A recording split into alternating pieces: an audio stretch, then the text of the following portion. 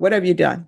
I went to the 60 days NA or AA online virtual visits. I reported twice. All right, so that didn't work because you're here for a possession of controlled substance. And I take my baby with me. No, what ends up happening when you are at safety, because it's at the prison, when you're at safety and you deliver your baby, someone needs to be there to accept custody of your child. Otherwise, Child Protective Services will be picking up your baby and you will have a CPS case. Today we're in Judge Boyd's courtroom and we've got a mother who is clearly unfit to be one. She's been in and out of court so often, you'd think she had a rewards membership. Every time she's given an opportunity to step up, she does absolutely nothing with it. Almost like responsibility is optional in her world. The judge has been patient, the system has been patient, but even patience has a statute of limitations. And honestly, she's running out of runway faster than a defendant who just realized their plea deal got revoked. Watching this play out, you can already tell we're about to see whether she finally steps up or crashes out completely. So here's the question, does she even want her life back, or is she just pretending? Let's go ahead and dive in. Record for the state, Jason Garahan, Your Honor. for the defense. Deborah Stanton, for the defendant. And are you Miss Butler? All right, and according to your plea bargain agreement, there's a $1,500 fine. The state is recommending deferred adjudication. This is the run concurrent with 718-359 and 72869. The state is taking in consideration NITMAC number 752-652-760-865. All right, so if you were released from custody, who would you be staying with? I'll be staying with my mother. All right, and people will say that, but have you picked up the phone and called her and she wants you to stay with her? Yes. All right, now she's under oath. Okay. After her, I want to tell you something about me and her mom. Okay, all right, thanks. So do you have any children? Yes, I have one son. And what is his age? His age is 2 years old. And who does he live with? He is not in my custody anymore. Okay. Yeah, I lost my rights. Okay. And so what are your plans as far as employment? What are your hopes, your dreams, your goals? My goals is to be a college graduate. I want to be a nurse, a RN. So when I get out, I do want to start school. I was already enrolling in the process, and then get a job. All right, so what I can tell you is it's not impossible, but it's difficult. Anytime you have a criminal case, whether it's deferred or regular probation with a conviction, when you're seeking employment somewhere where it requires a license, it becomes more difficult, but it can be done because I know someone who actually went to prison, and I know this because I work with them to try to get their license and everything. Guess what? They're now an attorney. So it can be done, but you just made it a struggle, okay? All right, did you all want to speak to the length of deferred adjudication? It's in the plea paperwork outside the agreement, it's for 4 years. Anything up to 4 years. All right, so I'm going to set your deferred adjudication at 4 years deferred adjudication. If you complete everything successfully, you can always approach the court for early termination. But for early termination, I'm going to be looking at whether or not you've been positive, whether you've been reporting on a regular basis. You understand? Yeah. So there's to be regular reporting by Zoom or in person, regular random UAs, proof of employment within 30 days, and I'll say 30 days of release. Yes. There's to be no employment as a home health care provider or with minors. There's to be no unsupervised contact with minors. And they no unsupervised contact with minors, that can potentially change once you've shown me that you have everything, your life together. You understand? Yes. This will run concurrent with 718-359 and 728-369. Taking consideration NITMAC number 752-660-865. Field visits 1 time per month for 6 months.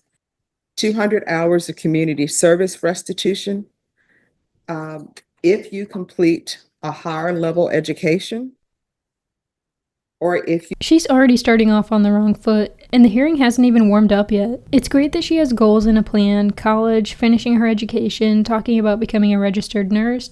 That's way more ambition than a lot of other defendants ever walk in with. But Judge Boyd isn't wrong. It's pretty hard to become a nurse when your criminal history reads like the back of a mugshot trading card. Employers see certain convictions, and that's an instant application denied before you even get to the references. And losing her parental rights to her 2-year-old child doesn't exactly help her case either. The system sees that as a massive red flag. If she wants any chance at getting her kid back one day, finishing school, or even getting a decent job, she has to take these next 4 years of deferred adjudication seriously. Like life depends on it serious. Missing a single meeting over testing positive? Absolutely not. It sounds simple, just show up and stay clean, but when you're dealing with substance abuse, simple becomes a full-time battle. This truly is the state giving her a golden opportunity, the kind very few defendants ever receive. The judge is basically saying, look, I can't drag you to success, but I'm giving you the only shot you have left. And at this point, it's 100% on her to prove she deserves it, because the court has done everything it can. you obtain some sort of trade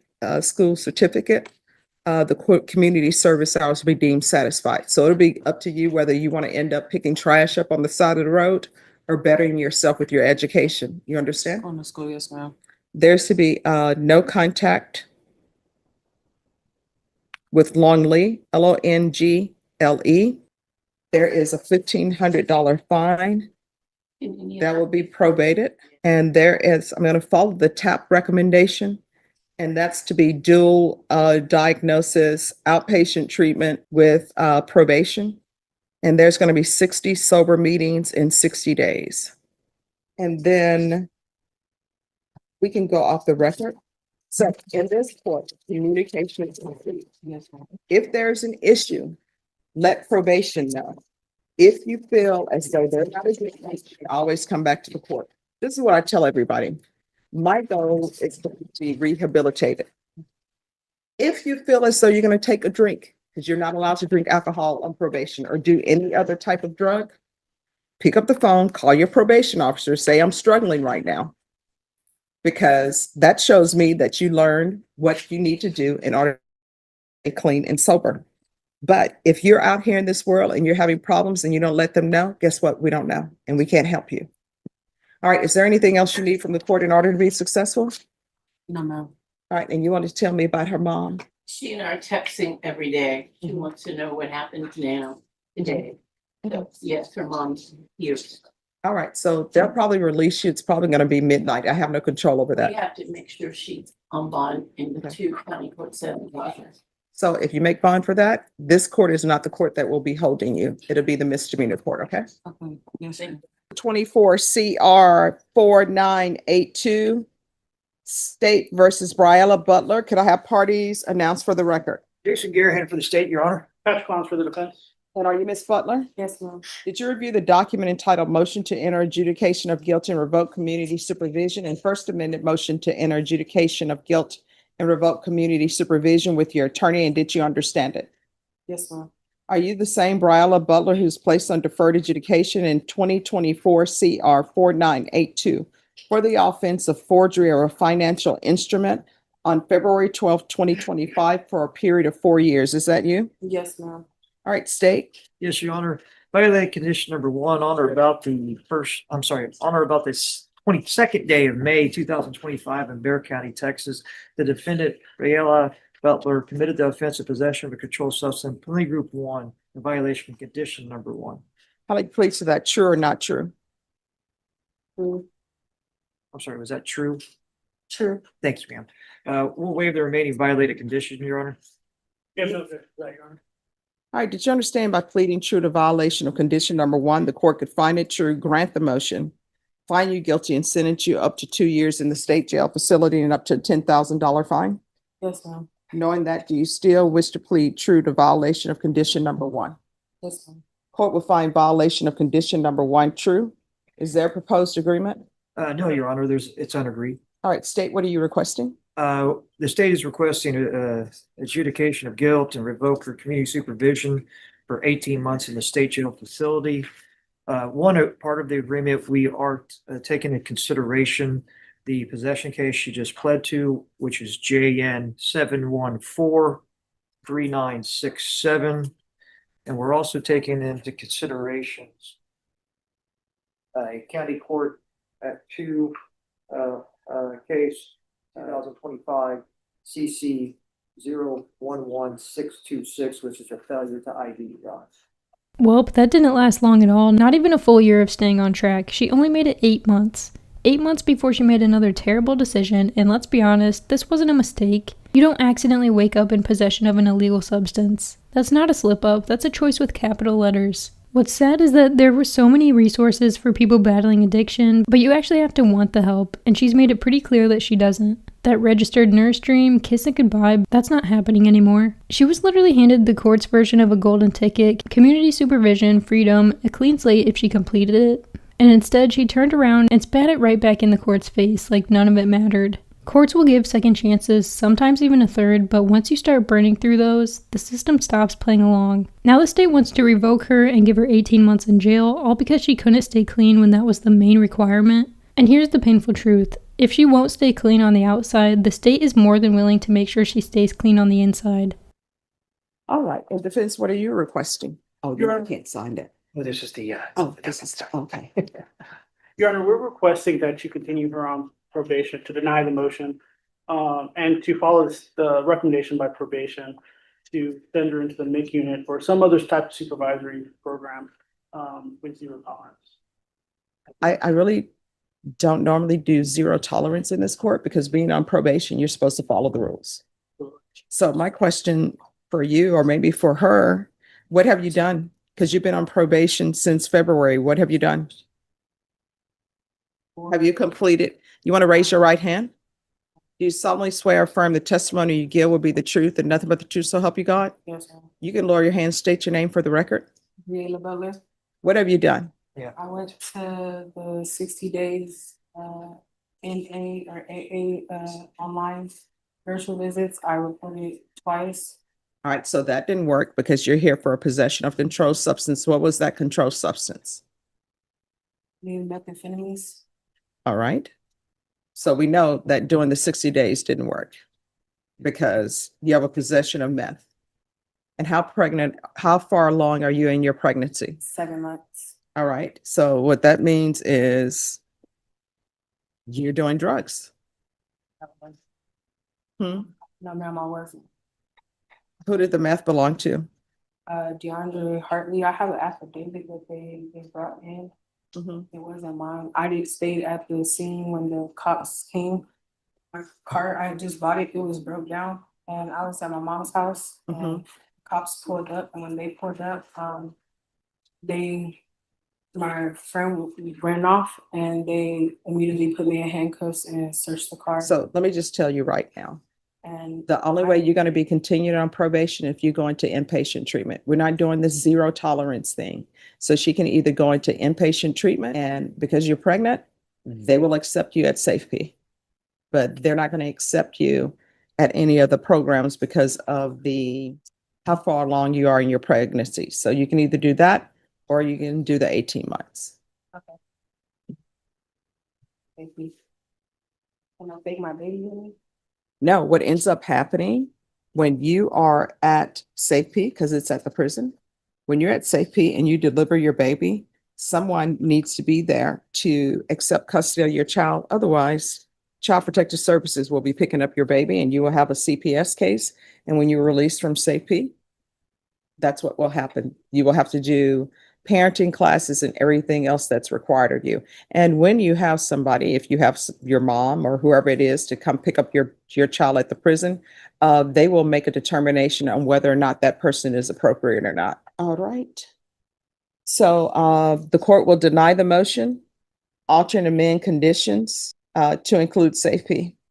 Probation, is there anything you recommend other than Safety? All right, so there'll be Safety, and that's, of course, is in custody. And then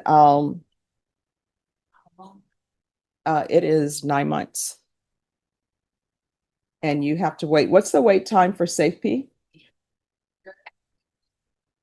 All right, so usually the wait time for Safety normally is 3 months. So you'll be waiting at the jail for 3 months, then they'll transfer you to Safety and you'll be there for 9 months. All right, so the court is going to deny the motion altering amending conditions to include Safety. Once she is released from Safety, she's to be placed on the MIC caseload, and there's to be no unsupervised contact with minors, field visits until further notice. She's to complete parenting classes. Court will take in consideration JN 7143967 and 2025 CC 011626. All right. Is there anything else? Nothing from us, Your Honor. All right, thank you. The fact that she already has one child and is now 7 months pregnant again while still hanging around the wrong crowd is just heartbreaking. You'd think being a mother would force you to level up, but instead she's placing her unborn child in direct harm without even blinking. And now she's going to lose custody of this baby immediately after it's born, not because the system is harsh, but because her choices have left no other option. At some point, you have to ask why she keeps having kids when she can't take care of the ones she already has. Her children are going to grow up not even knowing who their real mother is if she doesn't figure out her life fast. So now it's inpatient treatment for her, which honestly is the only chance she has left. She avoided the 18-month jail sentence, but she'll be serving 3 months while waiting for a bed to open up at the treatment facility. And she'll be giving birth while she's incarcerated, meaning no bonding, no first moment, no early connection at all. What's wild is that she's standing there looking almost unfazed, like none of this is life-altering. So what do you think? Does this finally wake her up? Or will we see her right back in front of Judge Boyd's courtroom in the future? Let me know down in the comments. Thank you so much for watching. Don't forget to like and subscribe, and I'll catch you in the next one.